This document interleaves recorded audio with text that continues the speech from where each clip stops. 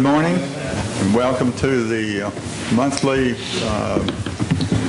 board workshop where we have an opportunity to hear the committee chairman or the representative bring us up to date on what's been happening in those committees. So we'll get right into it. I see that Mr. Mr. Miller is not here today for the ACC, so we'll go on over to bylaws. And Mr. Maurer. Thank you, Tom. The bylaws committee met regular scheduled time. We had a complete membership present, plus a couple of visitors, one of whom was on the board, one of whom is on the airport committee, and also a representative of management. There was two issues brought up at the committee. One was to establish a safety zone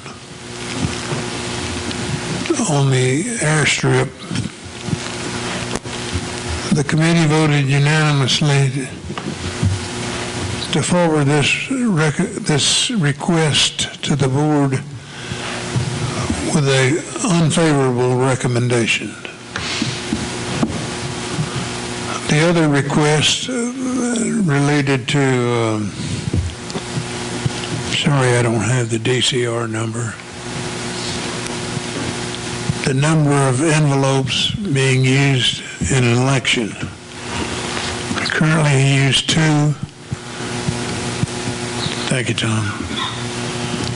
That would be DCR BL 16-11-001. We're going to change from having 2 envelopes containing the ballots to 1 envelope containing the ballots. The account number will still have to appear somewhere so the validity of the ballot can be confirmed. Also, the ballot needs to be signed somewhere in accordance with state of Texas law. The bylaws committee adopted this DCR with a recommendation, a favorable recommendation to the board. And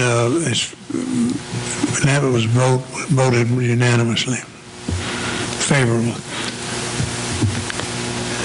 Mr. Cash appeared as a visitor.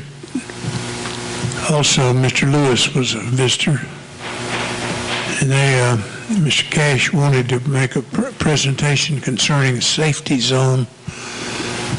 And I think we took 2 hours to go up that hill and down that hill 2 or 3 times.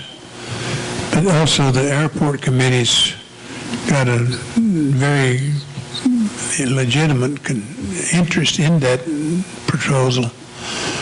And I'll leave that up to the airport committee chair to talk about that. That's all we had. All right, sir. Thank you, Mr. Maurer. Any questions for Mr. Maurer? What is required to put that on the ballot? According to the bylaws, there's 2 ways a change in the bylaws can be put on a ballot. Number 1 is for a requester to present his request to the bylaws committee. The bylaws committee can recommend it favorably or unfavorably to the board. The board then votes either to put it on the ballot or not to put it on the ballot. If the board votes to put it on the ballot, then it goes on the ballot. If the board votes not to put it on the ballot, then 50 members can sign a petition petitioning the board to add it to the ballot. And the board is then obligated to put it on the ballot. That particular procedure is the one that was followed to the letter relative to smoking on community association property. So the gentleman who brought his request to the Bylaws Committee does have an option to get it on the ballot if he can gather 50 signatures, member signatures, asking that it be put on the ballot. Whether the board then has no choice but to put it on the ballot. The way my understanding of it, John. What timing is required? It's got to be, I think it's got to be 60 days before the election. In order to get it on the ballot, it's got to be approved, acted on by the board. I believe it's 60 days or more before the election. Okay.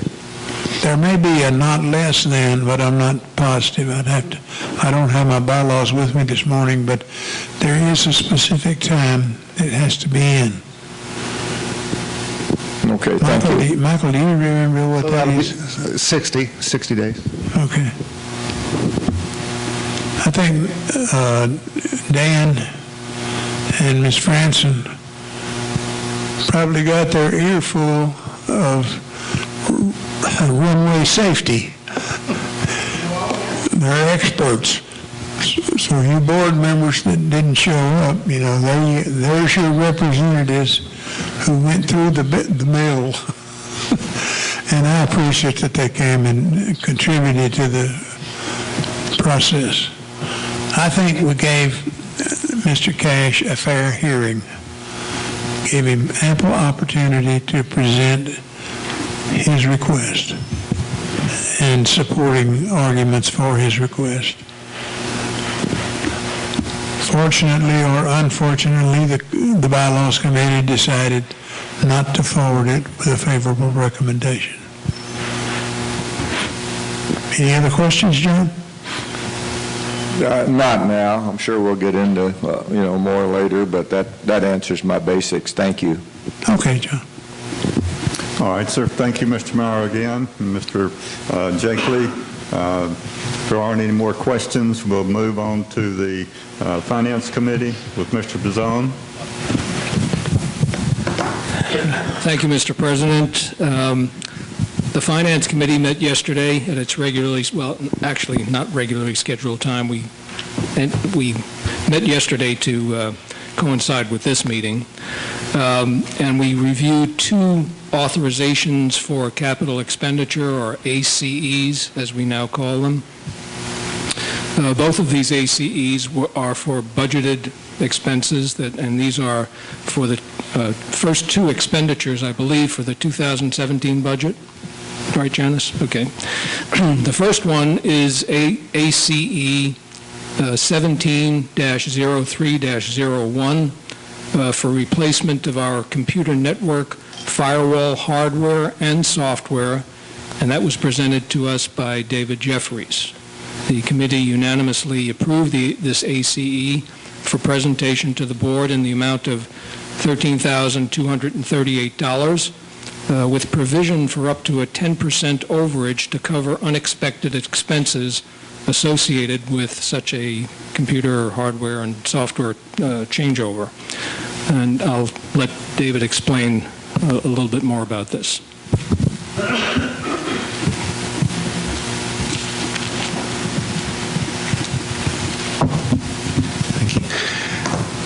This is basically just a changeover for our existing firewall. We currently run a firewall on our network.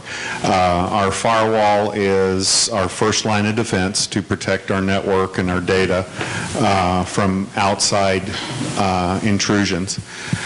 Our existing firewall hits end of life this year.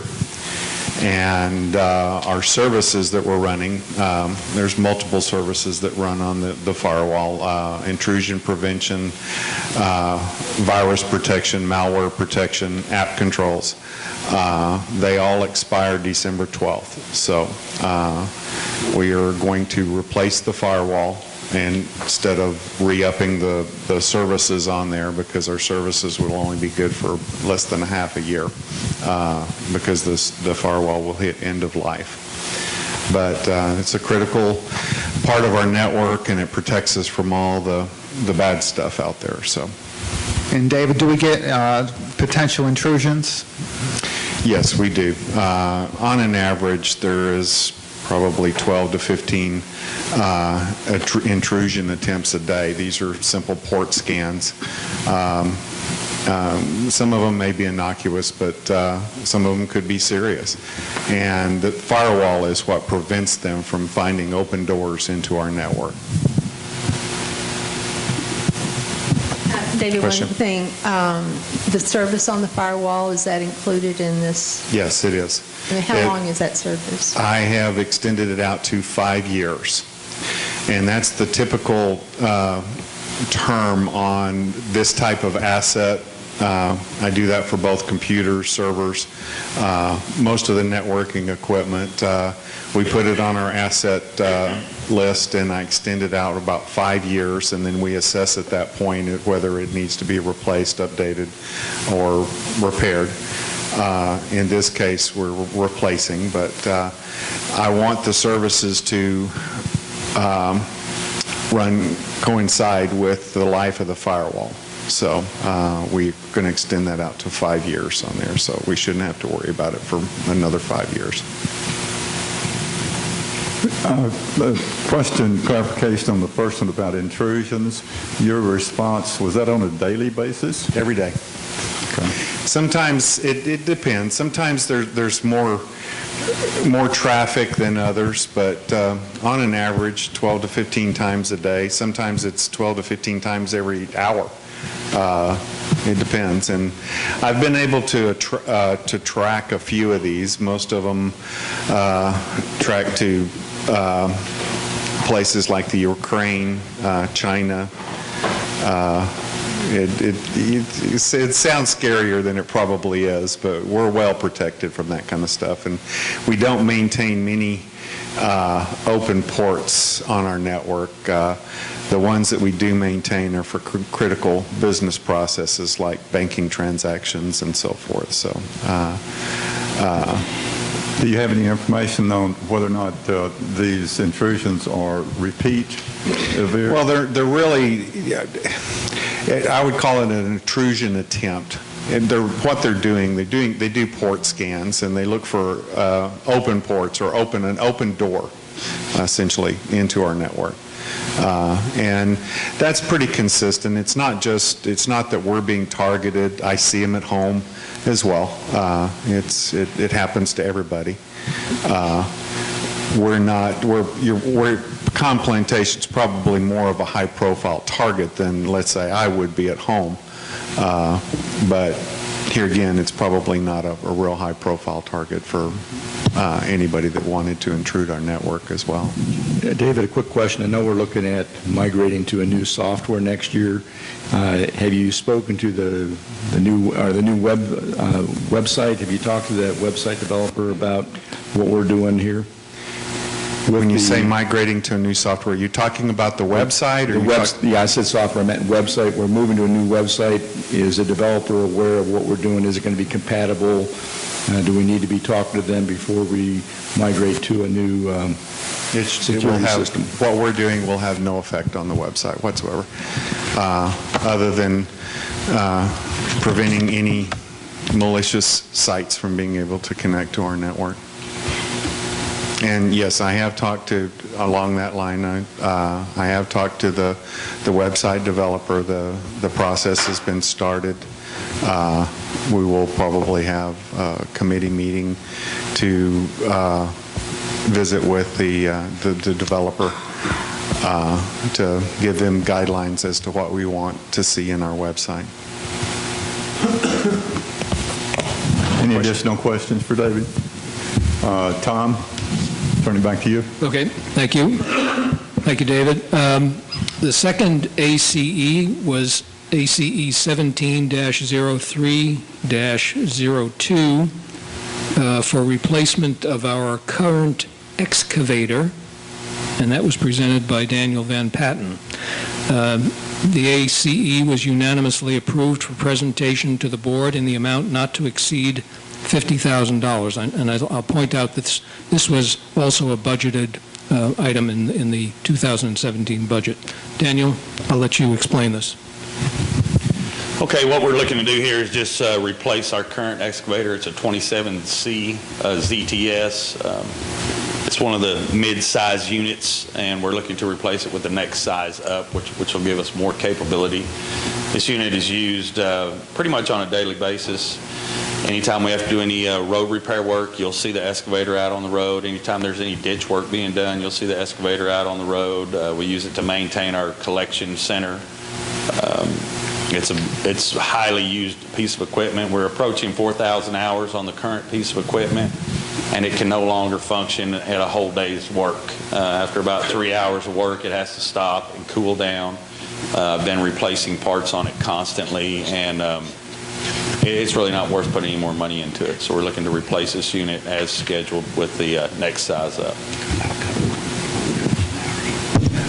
Yeah, Daniel, when you say excavator, is this like a track hoe, a backhoe, or? Correct. It's a mini track hoe. Okay. Are we going to scrap or trade in the I think existing? we'll attempt to sell the current one. The trade-in value of it is minimal at this point.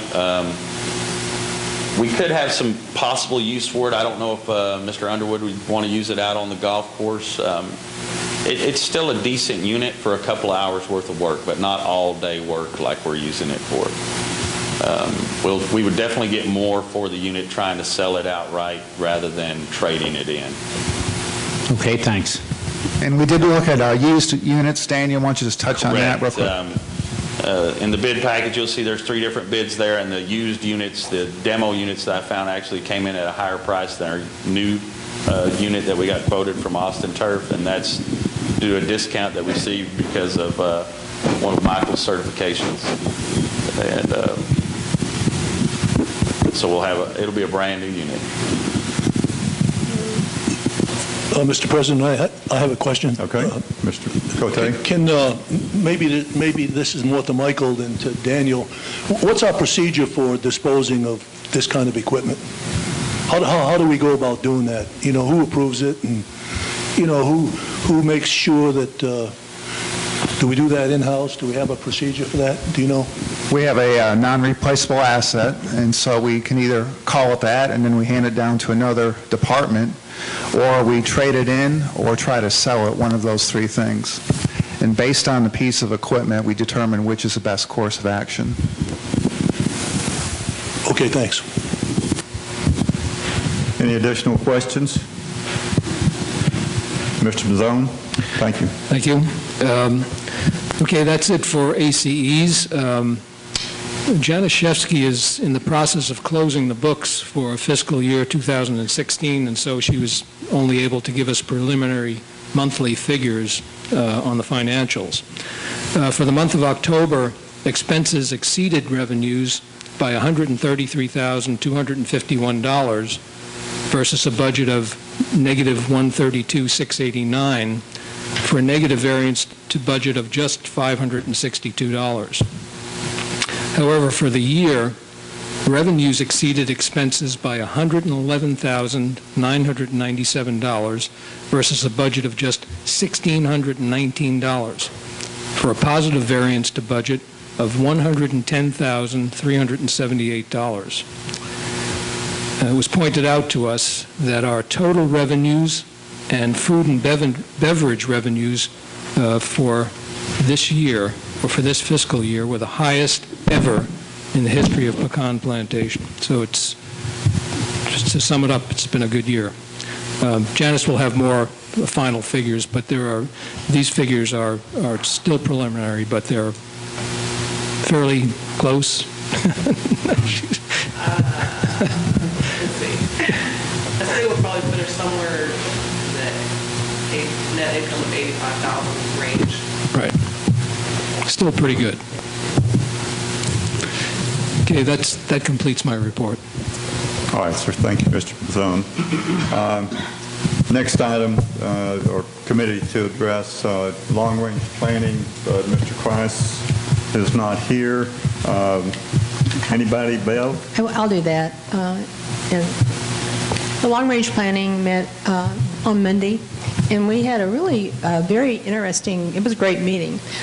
We're making a lot of progress on putting into place a register of all the open and possible capital projects as well as new amenities. And we have modifications to our new amenity process and also the flow chart that shows that we now include major capital improvements, such as if we do the 19th hole, that will go through the long-range process.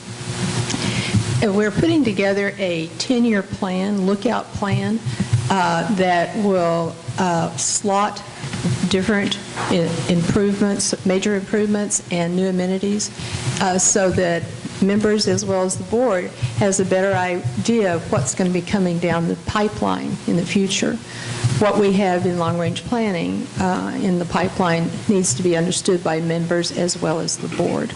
So these are all in steps to be finalized, but we are making progress. Thank you. Thank you, Ms. Fenton. I also attended that meeting yesterday and was impressed with the progress that they're making on this project. Some very good minds, in my opinion, on that committee and doing very good work for us. We appreciate it. Any questions? All right, let's go on to the Linmo Committee. Mr. Jakely, do you have a report? Linmo has nothing to report. All right, sir, thank you. I believe that's the committee's report to the board, and I'll turn it over to Mr. Bartholomew to discuss the others. Thank you, Mr. President. Let's start out with infrastructure, seeing Sam Watts. Thank you. Our committee met at a regular scheduled time.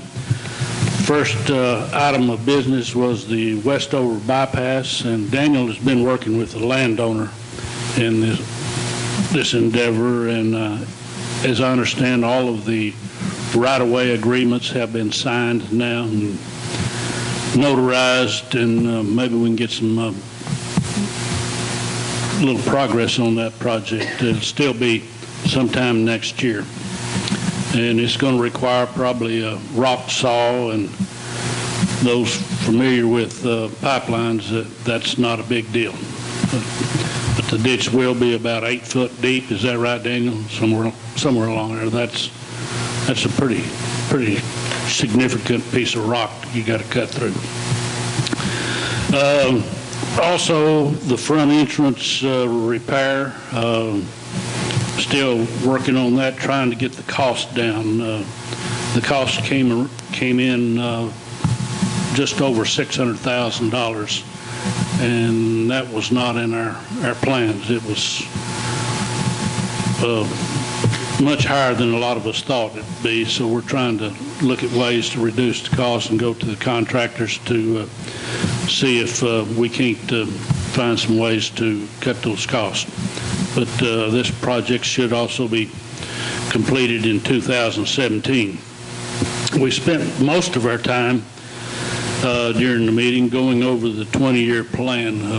A lot of the members on the committee had never seen the 20-year plan, and it's a multi-page document that links back to the front page, and just to sit down and look at it, it'd be hard to follow for someone who'd never seen it to see where the numbers came from. But we spent about an hour going over that document, and hopefully members can now go to the computers, and they want to pull it up and follow the document, they can. One last thing, I was told to mention that if you see some chevrons painted on the streets, this is for the LIDAR that's going to occur. hopefully after we get a freeze to get some leaves off the trees. But if you see markers, I haven't seen them yet, but evidently people are asking about the markers, and we're not tearing out streets, if that's what some people think. So it's just markers for the LIDAR. And that's all I have. Thank you, Sam. Any comments or questions for infrastructure? Yes, sir, Mr. Turner. It's important, Sam, that you let people be aware that these are not alien indicators. Yeah. Which I've heard. I didn't even know they were doing it yet. So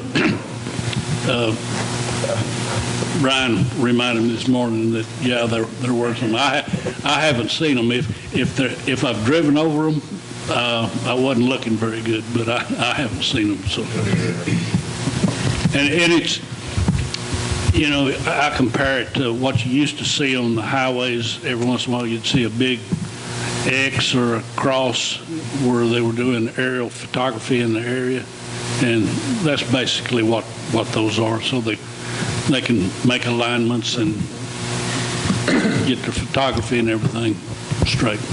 Thank you. Sam, I've noticed. Excuse me, go ahead. No, go ahead. I've noticed on the streets where we've got, looks like potential repair work marked in red. That's not what you're talking about, is it?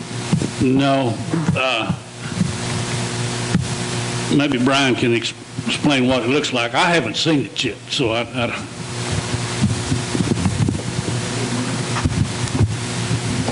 Thank you. They are basically just a V-shaped white stripe or V-shaped line, probably about 12 to 15 inches wide, coming to a point, just so that, this is plant grid coordinate X, Y, and elevation Z to help the airplane and the laser imaging align.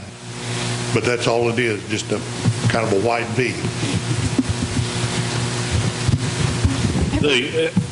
The markings you see on the street, Daniel does mark where we're going to repair, but it's usually a rectangle, triangle, square, whatever. It's just a box drawn on the street where he's going to cut out. That's what I've noticed. Thank you. Any other questions for Sam? I do have just a question, maybe a clarification. The Westover bypass? This is part of the drainage. This was part of the, I don't know, Zone 1 or whatever we call that drainage area, and it's supposed to relieve the amount of water going across Wedgefield, the upper part of Wedgefield, well, east of the circle. And it'll drain like 20% of the area back to the river and keep it from coming south across Wedgefield. It's to relieve part of that. There's a second phase to it that if this does what we hope it does, then we won't have to do all of the work we had planned for the Wedgefield. We've still got some work at Wedgefield in replacing a culvert that is collapsing from Wedgefield back towards the golf course. That still has to be done at some point. But hopefully we won't have to go and dig up people's yards back north of Wedgefield back into the area where it gets pretty congested and be a difficult project. And that's the reason for the Westover bypass. It will relieve a lot of that water, 20%, and 20% sometimes can mean a lot of difference than that. Thank you, Sam. Any other questions? Ray Lewis, Airport Committee. Thank you, Mr. President. Mr. General Manager, the Airport Committee met this morning at 8 o'clock. We had a number of routine issues to discuss, status of GPS approaches and some maintenance around the runway. Thank you, Daniel, for all that you do to help us out. We reviewed some of the requests from the long-range plan for input into some of the work y'all are doing, and it does look like you're making good progress in getting it out to all the various committees. Mr. Jimmy Cash made a presentation to the committee, not the one that was discussed by bylaws at that time, but brought up a constructive series of background history and questions about the runway surface and possible need for future repairs. We have some areas that would indicate base damage that may be serious, and so I agreed that we will work with infrastructure. The issue came up to the committee as to why that's not on the airport list that the long-range plan did, and it is because it's in infrastructure, which is the right place for it to be. So that question was resolved. But we will, over the next few months, be looking to develop a better understanding of the long-range requirements for the runway if necessary. It's just something like 3/4 of a mile, and we've got 53 miles of roads plus all other stuff around here, so it's a small compared to all the big stuff, but it is a critical part of the infrastructure at Pecan. While we were there, the issue that Mr. Cash brought up to the bylaws committee, which is basically a request for a bylaw that would prohibit any maintenance or repairs or new construction within the land owned by Pecan Plantation around the airport. There would be, given the scope of the bylaw change, if in fact it worked legally and were passed, would be that nothing could even be maintained that's already there, with the exception maybe of the bathroom. Not even sure that that could be done, but the committee listened respectfully, and we are concerned that although this is called a safety initiative, the people on the airport committee who are very conscious more than anyone about safety felt like that this is not a safety concern, that there are safety issues around the airport, and we're constantly aware of those and dealing with those, but this certainly is not a functional way to improve safety. And so we voted unanimously in opposition to this initiative and would encourage the board that this has much broader implications than are proposed, and therefore we are not in support of it. That's the end of my report. Question for you. You mentioned two things, and I want to tie them together. You mentioned GPS approaches and then this safety initiative that has been brought to bylaws. What is the required safety requirement to have a valid GPS approach for weather in terms of safety along the aerodrome? Is there a corridor, 50 feet, 100 feet either side of the runway, 200 feet? What is the safety corridor? For our airport, there is not one. It's defined. The airport committee discussed that a 200-foot area would be a rational basis for us to maintain our own initiative, but it's not an FAA requirement. There are very specific provisions for encroachment into the approach area coming up to the runway as you're landing. It's a cone that goes out and gets broader and higher out toward the end of the runway, and those have been surveyed, and the FAA on the initial survey pointed out that there's nothing remaining in that area that we have to worry about. It's not official until they come back and do the final survey, but that's been evaluated and totally clear.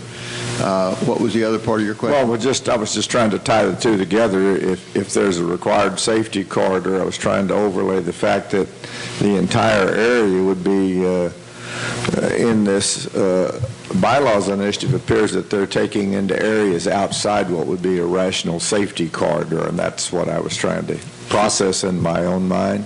Substantially outside of what we believe, and certainly outside of anything that, well, in a private airport, there are none in the FAA, so we are totally in compliance. There's one other safety issue that we believe that will need to be done in conjunction with any future work at the airport, and that would involve relocating the helipad. The Boy Scouts installed that a number of years ago without having it reviewed by the airport committee or anyone else for the location, and it is effectively right in the end, at the end of the runway. So when it's in use, the runway should probably not be active, and so typically that would be off to the side, and we would, the airport committee will be looking into how do we and when do we perhaps relocate that to improve the safety and the usability. Would this particular bylaws initiative prohibit you from moving that helipad, if passed? It could. It's worded as extensively as it's possible to be worded. So it might. The implications of an initiative like this are very, very broad in the precedent that it would set to tie pecans' hands in the future without knowing what we might be interested in doing 20 years down the road are not attractive to think about. Well, you used one other term, and maybe it's your term and not theirs, about prohibition of maintenance. Mm-hmm. So I've got to go in there and fix the toilets. They didn't mean that kind of a thing. Or I've got to repair the cloth cover over the viewing area. You would not be allowed to do that. So we just let the toilets back up, huh? The implication is if you can't maintain the awning and it deteriorates, it would have to be removed and done away with, is the implication, because you wouldn't be able to maintain it. Okay, all right, thank you. Any other questions for Mr. Lewis? Thank you, Mr. Lewis. Ty Harper with Safety and Security Report, please. Safety and Security Committee will be meeting tomorrow. The things that we'll be talking about, we have a couple of disputes, member speeding disputes that we need to talk about. October was a busy month. We had over 5,000 calls at the security office, 14 calls from loose pets. We had 7 vehicle crashes in the month, so it was a really active as far as responding to vehicle crashes. We had 43 citations in the month of October. 33 were to members, 6 to guests, 3 to contractors, and 1 employee of the retail area. And the Hood County Sheriff's Department had 69 calls in the month. Of those, 3 were major accidents and 4 were minor accidents. A lot of 911 calls, criminal trespassing, suspicious activity. A lot had to do with Halloween. So, and that's what we'll be talking about tomorrow. Comments or questions for Mr. Harper? I have a question. Sure. Ty, my recollection is that you've told us that the sheriff will not issue traffic citations within Pecan Plantation. Is that true? They cannot issue speeding tickets on private property, but reckless driving and major traffic violations they can. Okay. Thanks. Any other questions? Thank you, Ty. Let's move on to Jimmy De La Garza, Sports and Recreation. Okay. Well, I'll start with the archery and air gun range report. The annual Kids Pumpkin Shoot was Saturday, October 29th at 9 a.m., and there were 17 kids. All had a great time and received plenty of candy. There was a statewide air gun tournament On Saturday, November 12th at 9 a.m., there were approximately 20 shooters in attendance from all over Texas. PPAA has installed new floodlights and the cover has been painted. And the annual Red Ryder Don't Shoot Your Eye Out BB gun tournament for kids will be Saturday, December 17th. Please contact the PAC for sign up. Red Ryder BB guns will be awarded as prizes. For the dog park, the free ID tag for pets program is over. They are now $5 each, but that is still a great deal. FOPP were on site at the PAC on Election Day with coffee and pastries for early morning voters and hot dogs and chips for the lunch crowd. All the proceeds go towards the upkeep of the dog park. FOPP will be having a holiday party Saturday, December 10th from 11:30 to 1 p.m. and there will be a gift exchange for the pups and a canned or dry dog food drive. There's also going to be chances for pictures with Santa for the pups. For pickleball, newbie pickleball classes continue to be held at the PACs, so check the PAC for dates and times. And plans are underway for potential tournaments with the YMCA pickleball players. There are now 3 courts available in the PAC gym and the outside court at the tennis center. For tennis, the PPTA members have been sprucing up the court area, power washing the gazebo and painting the tables and chairs, and a special thanks goes out to Judy Turner. There will be a December 6th Christmas party, and Santa Camp will be held December 20th and the 21st for kids aged 6 to 14. Their mixed group play continues on Monday nights, and a special thanks goes out to a certain Pirate John who enthusiastically participated in the trunk or treat at the PAC. Senior softball play continues on Mondays at 9 a.m. when the weather permits, and they are investigating interest in a 45 and older league for next year. The community gardens funding for the cost of the fencing and running water has been approved in the budget, and plans are underway for a community gardens club, the PPCGC. Engraved bricks will be sold soon for fundraising projects for the community gardens. The Activity and Wellness Center, the first town hall meeting was held Tuesday, October 18th at the PAC. There were over 160 attendees, and the presentation was very informative and well received. The website is up and running. It's at www.pecanawc.org. You can check it out for the frequently asked questions, and brochures are available at the PAC, Tennis Center, and Clubhouse. The next town hall meeting will be January 24th, and there will be another one February 21st, 2017. The PAC report, selfies with Santa are scheduled for December 4th at the Clubhouse. This is a wonderful opportunity for you to bring your own camera or cell phone and snap a picture of your little ones with Santa. Healthy cooking classes are scheduled through February 2017, and classes are limited to 10 people, so check the schedule and sign up. Boot camp is returning to the PAC, so check with the PAC for more information. And we'll close with a regular reminder to check your columns for all activities and times.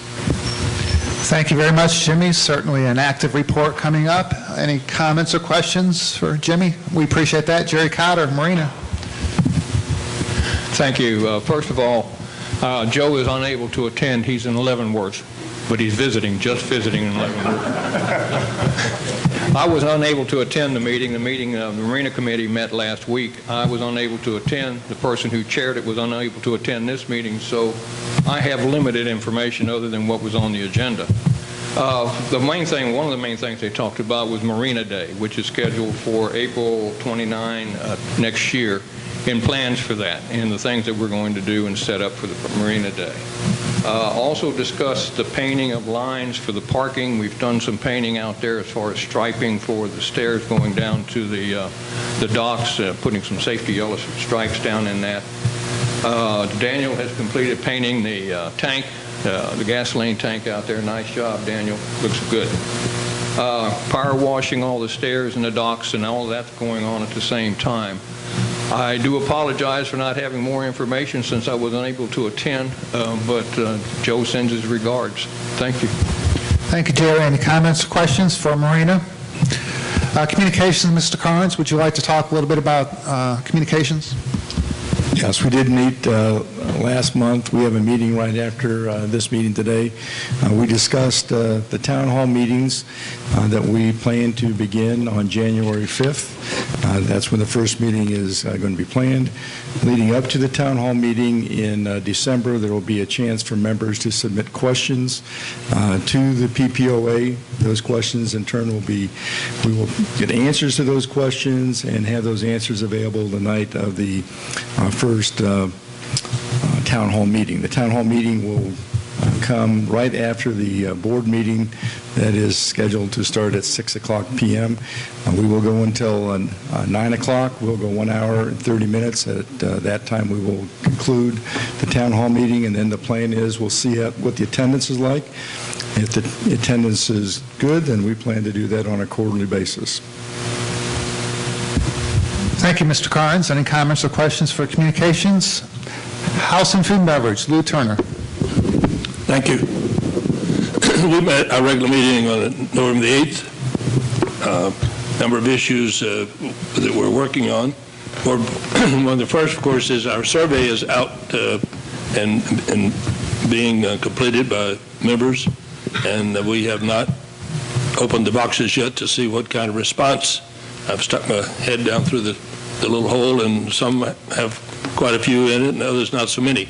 So we would certainly encourage all members of Pecan to actively participate. In the meantime, we're developing the methodology for tabulation, and we will attempt that the week of December the 5th to go through and try to get some meaningful information out of what has been submitted. And if all goes according to our tentative schedule, we would then publish that results in the February issue of Columns. We're pretty confident that we'd not be able to make January. Couple of questions that have come up since they're, I guess, a wider audience now is aware of some of the members that are on the committee regarding smoking. I know, Mr. Bauer, you have all the bylaws in that respect. What is the current ruling on smoking? No smoking.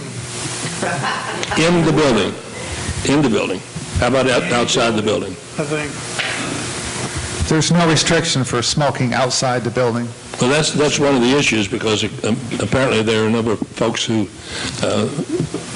are uncomfortable having to walk through a smoke screen to get into the 19th hole or the pro shop, and equally annoyed by coming in certain doors into this facility of employees smoking right outside the door. So I'm not sure that our efforts in that case are being as effective as we would like. If I could comment about the area outside the 19th hole, it's been proposed that we build a pavilion at someplace on top of the hill there, so that the smokers who currently like to sit outside the 19th hole and smoke will have a place to go to with a cover.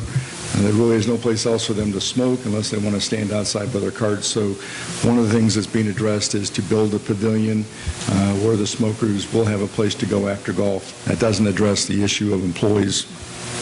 Actually, we moved the employee smoking area down the hallway so that it wouldn't intrude as people walk into the clubhouse, and we did that this week. Okay. Apparently some of them didn't get the message, though. So there's... Okay. Okay. I'll pass that on. That's all I have. Comments, questions for Lou? Dennis, membership. Thank you, Michael.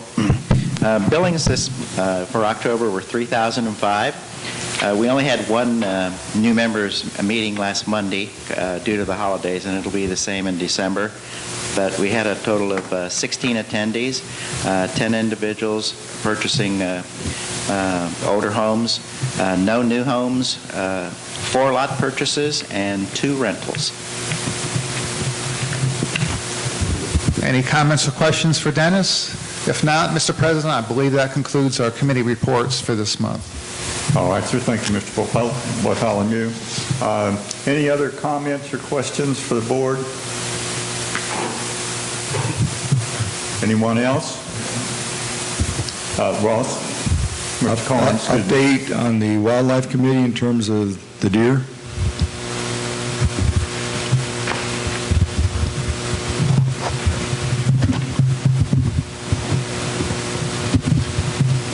As far as deer trapping goes, we had our first outing. It was not very successful due to a lot of what I'm going to call unintentional interference at multiple sites. We are going to attempt the next round this Friday, weather pending. We're looking at possible high winds and rain. If that forecast does not change, then it'll be deferred until after the holidays. Did we have any luck catching any deer? We get 17 animals.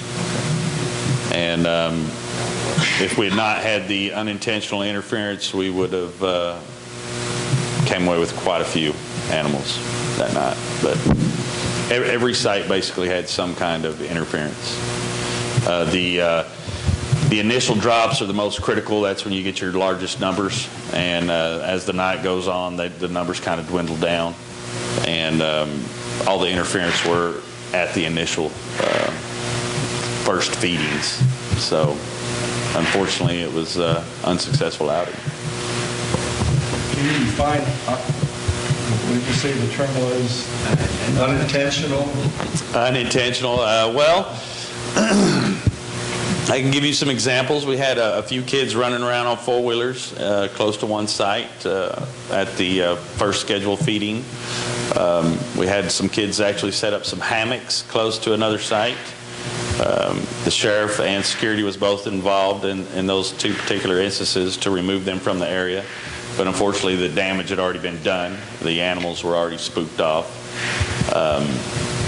We had some walkers on the golf course that just happened to come walking down the cart path at the wrong time. We had a large group of animals coming into one location, and the walkers unintentionally were walking down the golf course, and of course the animals ran off. Another time, a lady was bringing home groceries.